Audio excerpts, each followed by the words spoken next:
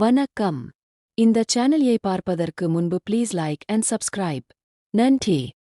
திருப்பரங்குன்றம் தீபம் வழக்கில் 2014, 2017 ஆண்டுகளில் உயர்நீதிமன்றம் அளித்த தீர்ப்புகளை திரித்து அமைச்சர் ரகுபதி பொய் தகவல்களை வெளியிட்டுள்ளார் என அண்ணாமலை குற்றச்சாட்டு. வரும் தேர்தலில் கூட்டணி அமைத்தால் 125 தொகுதிகள் அடங்கிய பட்டியலில் விஜய் தேர்வு செய்து தரும் 60 தொகுதிகளை ஏற்க தயார் என காங்கிரஸ் கூறியதாக தகவல். பிரபல மேடை பேச்சாளரான நாஞ்சில் சம்பத் தமிழக வெற்றிக் கழகத்தில் இணைந்தார். திமுக ஆதரவாளராக மேடைகளில் பேசி வந்தவர் விஜய் முன்னிலையில் சேர்ந்தார்.